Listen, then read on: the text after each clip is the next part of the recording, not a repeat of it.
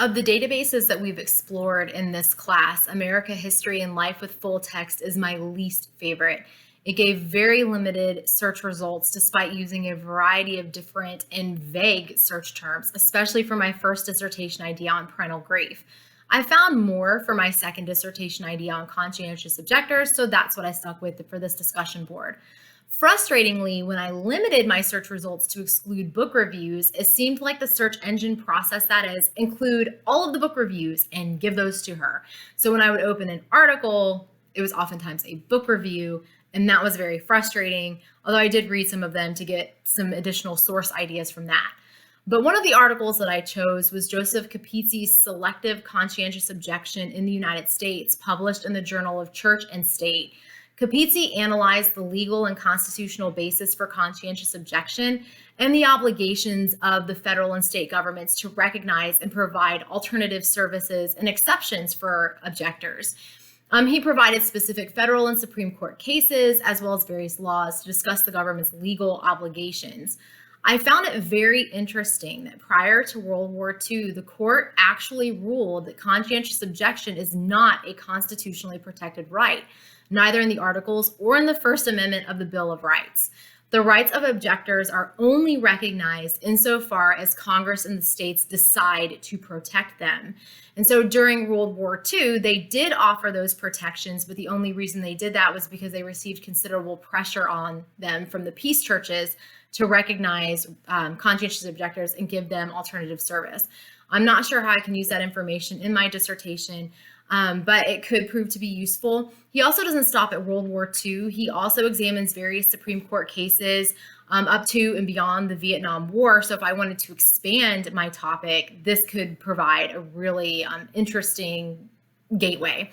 A number of narratives are also provided in the database through the Southern Friend Journal. These are found in various issues of the journal and are primary account narratives of conscientious objectors' experiences in the CPS camps, but not just the objectors, also their wives wrote some narratives that are included in this journal.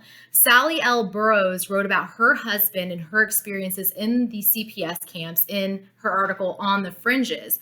Her husband actually volunteered for the pneumonia experiments, which were experiments where conscientious objectors volunteered to be infected with a particularly deadly strain of pneumonia that was really running through the GIs and killing a lot of GIs, so that the course of the disease could be tracked and treatments could be tested. And so her husband volunteered for that.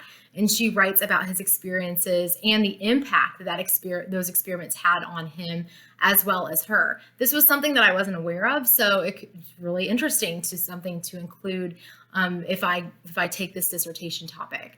Lastly, there's a far less researched aspect of conscientious objectors, particularly Mennonites, and that is actually Mennonite military service, the conscientious objectors that didn't object during World War II. My grandmother's brothers were actually disfellowshipped from the Mennonite Church for using their baptism certificates and forging them to make them look older to gain entry into the military so that they could fight in World War II. And Keith Sprunger and John D. Tyson's article, Mennonite Military Service in World War II, an Oral History Approach, these men explored this untapped history and discussed why it is very difficult to find the oral histories of Mennonites who served in the military in the various oral history repositories dealing with conscientious objectors. Mennonite men are very reticent to discuss their military service because it ran afoul of Mennonite doctrine, and they were not treated very well by their pastors or the Mennonite church, and it created a lot of hard feelings. So they weren't really willing to talk about it. It's a very interesting discussion that I can easily see myself rabbit trailing on. So what did I find? If I desire to research parental grief in the colonial era, this is not the database for it. It is a fairly decent database if I decide to go with conscientious objectors for my dissertation topic.